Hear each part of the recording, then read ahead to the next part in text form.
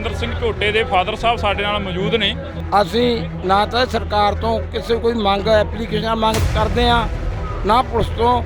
ਅਸੀਂ ਤਾਂ ਜੇ ਕੋਈ ਜਾਵਾਂਗੇ ਹਾਈ ਕੋਰਟ ਤੇ ਇਹ ਸਰਕਾਰਾਂ ਤਾਂ ਝੂਠੀਆਂ ਗੱਲਾਂ ਕਰਕੇ ਬਣੇ ਹੁੰਦੇ ਨੇ।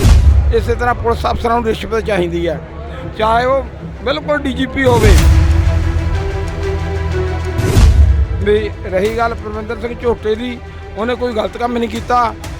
ਜੇ ਉਹਨੇ ਚੰਗਾ ਕੰਮ ਕੀਤਾ, ਅੱਜ ਪੰਜਾਬ ਦੇ ਲੋਕ ਮਾਨਸਾ ਪੈਰ ਰੱਖਣ ਨੂੰ ਥਾਂ ਨਹੀਂ ਮਿਲ ਰਿਹਾ। ਇੰਨਾ ਇਕੱਠ ਕਿਵੇਂ ਹੋ ਗਿਆ? ਜਿਹੜਾ ਭਗਵੰਤ ਮਾਨ ਲਗਾਤਾਰ ਆਵਾਜ਼ ਚੁੱਕਦਾ ਰਿਹਾ, ਕੈਸਟਾਂ ਦੇ ਵਿੱਚ ਕੁਲਫੀ ਗਰਮਾ ਗਰਮ ਵਰਗੀਆਂ ਕੈਸਟਾਂ ਸਾਹਮਣੇ ਲਿਆਂਦੀਆਂ, ਸਰਕਾਰਾਂ ਦੇ ਵਿਰੋਧ ਦੇ ਵਿੱਚ ਚੱਲਦਾ ਰਿਹਾ। ਅੱਜ ਖੁਦ ਸਿਸਟਮ ਦਾ ਹਿੱਸਾ ਅੱਜ ਪ੍ਰਵਿੰਦਰ ਸਿੰਘ ਝੋਟੇ ਦੇ ਉੱਪਰ ਇੱਕ ਪਰਚਾ ਹੋ ਜਾਂਦਾ। ਕਿਉਂ ਨਹੀਂ ਬੋਲ ਰਹੇ ਮੁੱਖ ਮੰਤਰੀ ਸਾਹਿਬ? ਕਦੇ ਗੱਲਬਾਤ ਕਰਨ ਦੀ ਕੋਸ਼ਿਸ਼ ਹੋਈ ਆ? ਸਟੂਡੈਂਟ ਬਣ ਕੇ ਬਹਿ ਜਾਂਦਾ, ਮੈਡਮਾਂ ਦੀਆਂ ਲਾਉਂਦਾ, ਸਕੂਲ 'ਚ ਕੀ ਹੁੰਦਾ। ਪਰ ਜਦੋਂ ਕੁਰਸੀ 'ਤੇ ਬਹਿ ਗਿਆ, ਹੁਣ ਉਹਦਾ ਖੋਪੜੀ ਜਿਹੜਾ ਦਿਮਾਗ ਹੈ ਉਹ ਖਤਮ ਹੈ। ਹੁਣ ਤਾਂ ਜੋ ਉਹਦੇ ਸਲਾਹਕਾਰ ਨੇ ਉਹੀ ਚਲਾਉਂਦੇ ਨੇ। ਹੁਣ ਅਸੀਂ ਵੀ ਇਹਨੂੰ ਕੁੱਤਾ ਹਲਕ ਗਿਆ ਕਹਿਣਾ ਹੀ ਹੈ, ਕਹਿੰਦੇ ਆ।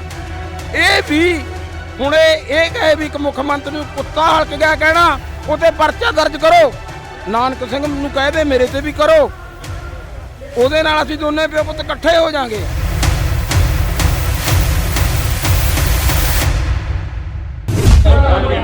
ਤਾਂ ਜਦੋਂ ਕਿਤਾਬਾਂ ਪੜ੍ਹਦੇ ਹਾਂ ਬੜਾ ਕੁਝ ਲਿਖਿਆ ਜਾਂਦਾ ਕਿਤਾਬਾਂ ਦੇ ਵਿੱਚ। ਇੱਕ ਕਿਤਾਬ ਪੜ੍ਹ ਰਹੇ ਸੀ, ਉਸ ਦੇ ਵਿੱਚ ਲਿਖਿਆ ਗਿਆ ਸੀ ਕਿ ਜਦੋਂ ਸਰਕਾਰਾਂ ਨਸ਼ੇ ਦੇ ਪੈਸੇ 'ਤੇ ਚੱਲਣ ਲੱਗ ਜਾਣ ਤਾਂ ਲੋਕਾਂ ਨੂੰ ਇਨਸਾਫ ਦੀ ਜਿਹੜੀ ਮੰਗ ਆ ਉਹ ਛੱਡ ਦੇਣੀ ਚਾਹੀਦੀ ਆ। ਤਾਂ ਕੁਝ ਅਜਿਹਾ ਹੀ ਹੋਇਆ ਪ੍ਰਵਿੰਦਰ ਸਿੰਘ ਝੋਟੇ ਦੇ ਨਾਲ। ਤਾਂ ਪ੍ਰਵਿੰਦਰ ਸਿੰਘ ਝੋਟੇ ਦੇ ਫਾਦਰ ਸਾਹਿਬ ਸਾਡੇ ਨਾਲ ਮੌਜੂਦ ਨੇ, ਤਾਂ ਅਸੀਂ ਗੱਲਬਾਤ ਕਰਾਂਗੇ। ਸਾਬਕਾ ਫੌਜੀ ਨੇ ਭੀਮ ਸਿੰਘ ਜੀ। ਜੀ ਬਹੁਤ ਬਹੁਤ ਸਵਾਗਤ ਆ। ਵਾਹਿਗੁਰੂ ਜੀ ਕਾ ਖਾਲਸਾ, ਵਾਹਿਗੁਰੂ ਫਤਿਹ। ਫੌਜੀ ਸਾਹਿਬ, ਤੁਹਾਡਾ ਪੁੱਤਰ ਅੰਦਰ ਆ, ਤੁਸੀਂ ਫਿਰ ਵੀ ਚੜ੍ਹਦੀ ਕਲਾ ਦੇ ਵਿੱਚ ਹੋ, ਫਿਰ ਵੀ ਸਰਕਾਰ ਨੂੰ ਲਲਕਾਰ ਰਹੇ ਹੋ ਕਿ ਅਜਿਹੇ ਝੋਟੇ ਬੜੇ ਪੈਦਾ ਕਰਾਂਗੇ ਅਸੀਂ। ਹੁਣ ਦੇਖੋ ਜੀ, ਵਾਹਿਗੁਰੂ ਦੀ ਕਿਰਪਾ ਹੈ, ਸੱਚੇ ਪਾਤਸ਼ਾਹ ਦੀ। ਉਹ ਕਾਲਪੁਰ ਬਾਗ ਦੇ ਲੜ ਲੱਗੇ ਆ ਤੇ ਇਹ ਸਰਕਾਰਾਂ ਦਾ ਤਾਂ ਕੰਮ ਹੀ ਹੁੰਦਾ ਤੇ ਪੁਲਿਸ ਦਾ ਵੀ ਇਹੀ ਕੰਮ ਹੈ। ਅਸੀਂ ਨਾ ਤਾਂ ਸਰਕਾਰ ਤੋਂ ਕਿਸੇ ਕੋਈ ਮੰਗ ਐਪਲੀਕੇਸ਼ਨ ਮੰਗ ਕਰਦੇ ਆ ਨਾ ਪੁਲਿਸ ਤੋਂ। ਅਸੀਂ ਤਾਂ ਜੇ ਕੋਈ ਜਾਵਾਂਗੇ ਹਾਈ ਕੋਰਟ ਤੇ ਸੋਚ ਰੱਖਾਂਗੇ ਵੀ ਸਾਨੂੰ ਕੋਈ ਰਾਇਤ ਦੇਊਗੀ। ਤੇ ਇਹ ਸਰਕਾਰਾਂ ਤਾਂ ਝੂਠੀਆਂ ਗੱਲਾਂ ਕਰਕੇ ਬਣੇ ਹੁੰਦੇ ਨੇ। ਇਸੇ ਤਰ੍ਹਾਂ ਪੁਲਿਸ ਅਫਸਰਾਂ ਨੂੰ ਰਿਸ਼ਵਤ ਚਾਹੀਦੀ ਹੈ, ਚਾਹੇ ਉਹ ਬਿਲਕੁਲ ਡੀਜੀਪੀ ਹੋਵੇ। ਪਰ ਰਿਸ਼ਵਤ ਬਣਾ ਉਹਨੂੰ ਸਾਬਰ ਨਹੀਂ ਆਉਂਦਾ। ਉਹਨਾਂ ਦੇ ਖਰਚੇ ਇਹੋ ਜਿਹੇ ਹੁੰਦੇ ਨੇ, ਤੁਹਾਨੂੰ ਪਤਾ ਹੀ ਹੈ। ਵੀ ਰਹੀ ਗੱਲ ਪ੍ਰਵਿੰਦਰ ਸਿੰਘ ਝੋਟੇ ਦੀ, ਉਹਨੇ ਕੋਈ ਗਲਤ ਕੰਮ ਨਹੀਂ ਕੀਤਾ। ਜੇ ਉਹਨੇ ਚੰਗਾ ਕੰਮ ਕੀਤਾ, ਅੱਜ ਪੰਜਾਬ ਦੇ ਲੋਕ ਮਾਨਸਾ ਪੈਰ ਰੱਖਣ ਨੂੰ ਥਾਂ ਨਹੀਂ ਮਿਲ ਰਿਹਾ। ਇੰਨਾ ਇਕੱਠ ਕਿਵੇਂ ਹੋ ਗਿਆ? ਇੰਨਾ ਇਕੱਠ ਦਾ ਖੁਦ ਮੁੱਖ ਮੰਤਰੀ ਭਗਵੰਤ ਮਾਨ ਜਾਂਦਾ, ਉੱਥੇ ਨਹੀਂ ਹੁੰਦਾ ਕਿ ਹੁੰਦਾ? ਦੱਸ ਦਿਓ ਕਿੱਥੋਂ ਹੈ? ਮੁੱਖ ਮੰਤਰੀ ਕਹਿੰਦਾ ਮੇਰੇ ਪੈਰ ਲਿਬੜਿਆ, ਮੈਂ ਪੰਜਾਬ ਦੇ ਲੋਕਾਂ ਨਾਲ ਖੜਾ। ਕਹਿੰਦਾ ਮੇਰੇ ਦੇਖੋ, ਕਹਿੰਦਾ ਪਹੁੰਚੇ ਲਿਬੜੇ ਪਿਆ। ਇੱਕ ਨੌਜਵਾਨ ਨਾਲ ਬਹਿਸ ਹੁੰਦੀ ਆ ਮੁੱਖ ਮੰਤਰੀ ਦੀ। ਉਹਦੇ ਪੈਰ ਨਹੀਂ ਲਿਬੜੇ ਜੀ, ਉਹ ਫੋਟੋ ਖਿਚਾਈ ਆ। ਉਹਦਾ ਤਾਂ ਹੈਲੀਕਾਪਟਰ ਤਾਂ ਤੇ ਜਹਾਜ਼ ਵਾਸਤੇ ਤਾਂ ਲੜਾਈ ਕਰਦਾ ਵੀ ਮੈਂ ਇਕੱਲਾ ਵਰਤੂੰਗਾ, ਜਦ ਕਿ ਗਵਰਨਰ ਨੂੰ ਵੀ ਉਹੀ ਹੈਲੀਕਾਪਟਰ ਵਰਤੋਂ ਤਾਂ ਕਹਿੰਦਾ ਮੈਂ ਤੈਨੂੰ ਦਿੰਦਾ ਨਹੀਂ, ਮੇਰਾ ਮੈਂ ਵਰਤੂੰਗਾ। ਉਹਦਾ ਜਹਾਜ਼ਾਂ ਦੇ ਝੂਟੇ ਲੈਂਦਾ, ਪੈਰ ਨਹੀਂ ਲਿਬੜਦੇ। ਉਹ ਭਗਵੰਤ ਮਾਨ ਨਹੀਂ ਰਿਹਾ। ਫੌਜੀ ਸਾਹਿਬ, ਜਿਹੜਾ ਭਗਵੰਤ ਮਾਨ ਲਗਾਤਾਰ ਆਵਾਜ਼ ਚੁੱਕਦਾ ਰਿਹਾ, ਕੈਸਟਾਂ ਦੇ ਵਿੱਚ ਕੁਲਫੀ ਗਰਮਾ ਗਰਮ ਵਰਗੀਆਂ ਕੈਸਟਾਂ ਸਾਹਮਣੇ ਲਿਆਂਦੀਆਂ, ਸਰਕਾਰਾਂ ਦੇ ਵਿਰੋਧ ਦੇ ਵਿੱਚ ਚੱਲਦਾ ਰਿਹਾ। ਅੱਜ ਖੁਦ ਸਿਸਟਮ ਦਾ ਹਿੱਸਾ ਅੱਜ ਪ੍ਰਵਿੰਦਰ ਸਿੰਘ ਝੋਟੇ ਦੇ ਉੱਪਰ ਇੱਕ ਪਰਚਾ ਹੋ ਜਾਂਦਾ। ਕਿਉਂ ਨਹੀਂ ਬੋਲ ਰਹੇ ਮੁੱਖ ਮੰਤਰੀ ਸਾਹਿਬ? ਕਦੇ ਗੱਲਬਾਤ ਕਰਨ ਦੀ ਕੋਸ਼ਿਸ਼ ਹੋਈ ਆ? ਦੇਖੋ ਜੀ, ਤੁਸੀਂ ਠੀਕ ਸਵਾਲ ਕੀਤਾ। ਜਦੋਂ ਕਾਫੀ ਪੁਰਾਣੇ ਜ਼ਮਾਨੇ 'ਚ ਦੇਖੋ ਡੇਢ ਪਲਾਨ ਦਾ MP ਰਹਿ ਲਿਆ, ਹੁਣ ਮੁੱਖ ਮੰਤਰੀ ਆ। ਉਹ ਤੋਂ ਪਹਿਲਾਂ ਹਾਰਦਾ ਵੀ ਰਿਹਾ। ਇਹ ਮਤਲਬ ਉਹ ਮੈਂ ਇਹਦੀਆਂ ਪਹਿਲਾਂ ਬਹੁਤ ਸੁਣਦਾ ਵੀ ਲੋਕ ਐਂ ਖਾ ਜਾਂਦੇ ਨੇ, ਬਜਰੀ ਬਰੇਤੀ ਐਂ ਖਾ ਜਾਂਦੇ ਨੇ, ਕਾਗਜ਼ ਐਂ ਖਾ ਜਾਂਦੇ ਨੇ। ਹਰੇਕ ਮਹਿਕਮੇ ਦੀ ਇਹ ਲਾਉਂਦਾ ਸੀ। ਈਵਨ ਇਹ ਉਹ ਸਟੂਡੈਂਟ ਬਣ ਕੇ ਬਹਿ ਜਾਂਦਾ, ਮੈਡਮਾਂ ਦੀਆਂ ਲਾਉਂਦਾ, ਸਕੂਲ 'ਚ ਕੀ ਹੁੰਦਾ। ਪਰ ਜਦੋਂ ਕੁਰਸੀ 'ਤੇ ਬਹਿ ਗਿਆ, ਹੁਣ ਉਹਦਾ ਖੋਪੜੀ ਜਿਹੜਾ ਦਿਮਾਗ ਹੈ ਉਹ ਖਤਮ ਹੈ। ਹੁਣ ਤਾਂ ਜੋ ਉਹਦੇ ਸਲਾਹਕਾਰ ਨੇ ਉਹੀ ਚਲਾਉਂਦੇ ਨੇ, ਜਾਂ ਜੋ ਉਹਦੇ ਮਾਨਸਾ ਦੇ ਟਾਊਟ ਨੇ ਉਹਨੂੰ ਗਲਤ ਰਿਪੋਰਟ ਦੇ ਰਹੇ ਨੇ। ਹੋਰ ਕੋਈ ਨਹੀਂ, ਆਹੀ ਗੱਲ ਹੈ।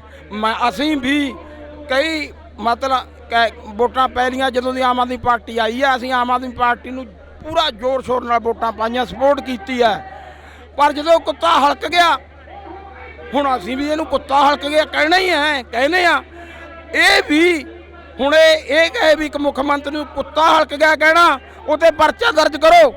ਨਾਨਕ ਸਿੰਘ ਨੂੰ ਕਹਿ ਦੇ ਮੇਰੇ ਤੇ ਵੀ ਕਰੋ, ਉਹਦੇ ਨਾਲ ਅਸੀਂ ਦੋਨੇ ਪਿਓ ਪੁੱਤ ਇਕੱਠੇ ਹੋ ਜਾਾਂਗੇ। ਮੈਂ ਜਾ ਕੇ ਉਹਨੂੰ ਸ਼ਾਬਾਸ਼ ਦੇਵਾਂਗਾ ਵੀ ਸ਼ੇਰਾ ਕੋਈ ਗੱਲ ਨਹੀਂ, ਤੇ ਆਪਾਂ ਸਾਰੇ ਪੰਜਾਬ ਤੱਕ ਲਾਮਬੰਦ ਹੋਵਾਂਗੇ। ਇੱਕ ਜ਼ਿਲ੍ਹਾ ਕੱਢਿਆ ਕਰਾਂਗੇ ਰੋਜ਼, ਫਿਰ ਦੂਜਾ ਤੀਜਾ, ਜਿੰਨੇ 27 28 ਜ਼ਿਲ੍ਹੇ ਨੇ ਅਸੀਂ, ਮੈਂ, ਮੇਰੀ ਵਾਈਫ, ਮੇਰਾ ਬੇਟਾ, ਉਹਦੀ ਵਾਈਫ, ਉਹਦੇ ਬੱਚੇ ਵੀ ਉਹਨਾਂ ਚਿਰ ਦਮ ਨਹੀਂ ਲੈਂਦੇ ਜਿੰਨਾ ਚਿਰ ਨਸ਼ੇ ਨੂੰ ਬੰਦ ਨਹੀਂ ਕਰਦੇ। ਕੰਮ ਸਰਕਾਰ ਦਾ, ਕੰਮ ਪੁਲਿਸ ਦਾ, ਉਹ ਨਹੀਂ ਕਰਦੀ। ਆਹ ਲੋਕ ਕਰਨਗੇ, ਆਹ ਲੋਕ ਜਿਹੜੇ ਆਏ ਨੇ। ਫੌਜੀ ਸਾਹਿਬ ਤੁਸੀਂ ਕਿਹਾ ਕਿ ਅਸੀਂ ਇੱਕ ਜ਼ਿਲ੍ਹੇ ਤੋਂ ਦੂਜੇ ਜ਼ਿਲ੍ਹੇ ਜਾਵਾਂਗੇ, ਦੂਜੇ ਜ਼ਿਲ੍ਹੇ ਤੋਂ ਤੀਜੇ ਜ਼ਿਲ੍ਹੇ ਜਾਵਾਂਗੇ, ਤੀਜੇ ਜ਼ਿਲ੍ਹੇ ਤੋਂ ਸਾਰਾ ਪੰਜਾਬ ਕੱਢਾਂਗੇ, ਪਿੰਡਾਂ ਦੇ ਵਿੱਚ ਜਾਵਾਂਗੇ। ਪਰ ਸਿੱਧੂ ਮੂਸੇਵਾਲੇ ਦੇ ਕਤਲ ਹੋਏ ਨੂੰ 1 ਸਾਲ ਤੋਂ ਵੱਧ ਦਾ ਸਮਾਂ ਹੋ ਗਿਆ। ਉਸਦੇ ਮਾਂ-ਬਾਪ ਲਗਾਤਾਰ ਜਾ ਰਹੇ ਨੇ। ਤਾਏ ਨਾਲ ਉਹਨਾਂ ਦੇ ਨਾਲ ਗੱਲਬਾਤ ਹੋਈ, ਉਹ ਵੀ ਕਹਿੰਦੇ ਅਸੀਂ ਲਗਾਤਾਰ ਪਿੰਡਾਂ ਦੇ ਵਿੱਚ ਵਿਚਰਾਂਗੇ, ਸਾਡਾ ਕੰਮ ਆ ਹੋਕਾ ਦੇਣਾ। ਪਰ ਲੋਕ ਕਿੰਨੇ ਕੁ ਖੜਦੇ ਨੇ ਨਾਲ, ਇਹ ਕਹਿੰਦੇ ਲੋਕਾਂ ਦਾ ਕੰਮ ਆ। ਜਲੰਧਰ ਦੇ ਵਿੱਚੋਂ ਫੇਰ ਲੋਕਾਂ ਨੇ ਆਮ ਆਦਮੀ ਪਾਰਟੀ ਦਾ MP ਬਣਾ ਕੇ ਤੋਰਤਾ। ਤੁਸੀਂ ਕਹਿ ਰਹੇ ਹੋ ਹੁਣ ਅਸੀਂ ਜਾਵਾਂਗੇ ਪਿੰਡਾਂ ਦੇ ਵਿੱਚ, ਕੀ ਲੱਗਦਾ ਵੀ ਲੋਕ ਤੁਹਾਡੇ ਨਾਲ ਖੜਨਗੇ, ਲੋਕ ਤੁਹਾਡੀ ਗੱਲ ਸੁਣਨਗੇ? ਸੁਣੋ ਜੀ, ਜਿਹੜਾ ਤੁਸੀਂ ਕਿਹਾ ਵੀ ਜਲੰਧਰ ਤੋਂ ਆਮ ਆਦਮੀ ਪਾਰਟੀ ਦਾ ਜਿੱਤਿਆ ਤਾ, ਝਾੜੂ ਵਾਲਾ ਜਿੱਤਿਆ ਤਾ ਨਾ, ਮੈਨੂੰ ਐਂ ਦੱਸੋ ਇਹ ਸੰਗਰੂਰ ਤੋਂ ਇਹਦਾ ਹਲਕਾ, ਉੱਥੋਂ ਕਹਿੰਦਾ ਜਿੱਤਿਆ।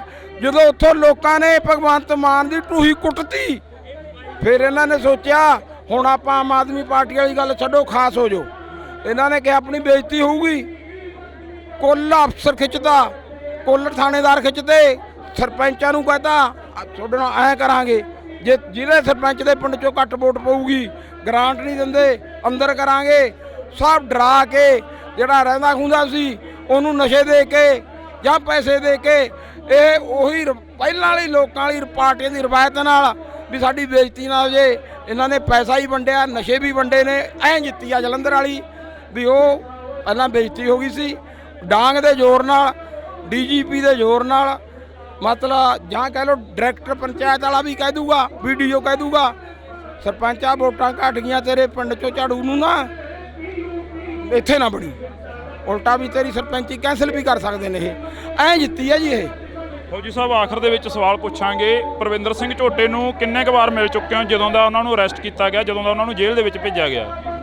ਸਿਰਫ 1.5 ਮਿੰਟ, ਇੱਕ ਦਿਨ 1.5 ਮਿੰਟ ਸ਼ੁਰੂ ਮਿਲਣ ਦਿੱਤਾ ਗਿਆ, ਹੋਰ ਕਿਸੇ ਨੂੰ ਨਹੀਂ। 15 ਮੁੰਡੇ ਮਿਲਣ ਗਏ ਸੀ, ਤੇ ਉਹ ਤੋਂ ਬਾਅਦ ਕਹਿੰਦੇ ਸਮਾਨ ਕੋਈ ਨਹੀਂ ਦੇਣਾ, ਪੈਸਾ ਕੋਈ ਨਹੀਂ ਦੇਣਾ, ਵੀ ਉਹ ਭੁੱਖਾ ਰਹੇ। ਅੱਛਾ ਠੀਕ ਆ ਭਾਈ, ਅਸੀਂ 1.5 ਮਿੰਟ ਦੇ ਵਿੱਚ ਉਹਨੂੰ ਪੁੱਛਿਆ, ਉਹਨੇ ਆਪ ਹੀ ਕਹਿਤਾ ਕੋਈ ਗੱਲ ਨਹੀਂ, ਮੈਂ ਜੇ ਲੱਗਿਆ ਟਾਈਮ ਫੋਨ ਕਰੂੰਗਾ, ID ਬਣ ਗਈ, ਉਦੋਂ ਮੈਂ ਬੋਲੂੰਗਾ ਵੀ ਹੁਣ ਨਾ ਤੁਹਾਨੂੰ ਮੈਂ ਦੱਸਦਾ, ਉਦੋਂ ਤੁਸੀਂ ਨਾਲ ਮੀਡੀਆ ਵਾਲਾ ਹੋਊਗਾ ਉਹਨੂੰ ਦੇ ਦਿਓ, ਨਾਲੇ ਉਹ ਕਰ ਲਿਓ, ਰਿਕਾਰਡ ਕਰ ਲਿਓ। ਉਹਦੀ ਜਦੋਂ ਆਈ ਪਾਤੀ, ਉਦੋਂ ਬਾਅਦ ਉਹ ਬੰਦ ਕਰਤਾ ਕੰਮ ਇਹਨਾਂ ਨੇ। ਤੇ ਉਸ ਤੋਂ ਬਾਅਦ ਇਹ ਆ ਵੀ ਸਾਨੂੰ ਇਹ ਪਤਾ ਲੱਗ ਗਿਆ ਸੀ ਜਦੋਂ ਉੱਥੇ ਗਏ ਗੇਟ ਤੇ ਵੀ ਇਸ ਨੂੰ ਘਟੀਆ ਮਿਆਦ ਦਾ ਖਾਣਾ ਦਿੱਤਾ ਜਾ ਰਿਹਾ ਹੈ। ਉਹ ਜੇਲ੍ਹ ਮੰਤਰੀ ਨੂੰ ਵੀ ਚਾਹੀਦਾ ਹੈ, ਜੇ ਉਹਦੇ 'ਚ ਅਣਖ ਹੈ। ਜੇ ਜੇਲ੍ਹ ਮੰਤਰੀ ਨਹੀਂ ਕਰਦਾ, ਮੈਂ ਬੇਨਤੀ ਕਰੂੰਗਾ ਮਾਨਸਾ ਕੋਰਟ ਦੇ ਸੈਸ਼ਨ ਜੱਜ ਸਾਹਿਬ ਨੂੰ ਵੀ ਮਨੁੱਖੀ ਅਧਿਕਾਰਾਂ ਨੂੰ ਦੇਖਦੇ ਹੋਏ ਉਹ ਹੁਣ ਇਹਨਾਂ ਨੇ ਝੂਠੇ ਪਰਚੇ ਪਾਏ ਨੇ, ਉਹ ਕੈਦੀ ਨਹੀਂ ਹੈ, ਉਹ ਇੱਕ ਇਨਸਾਫ ਪਸੰਦ ਕੈਦੀ ਹੋ ਗਿਆ।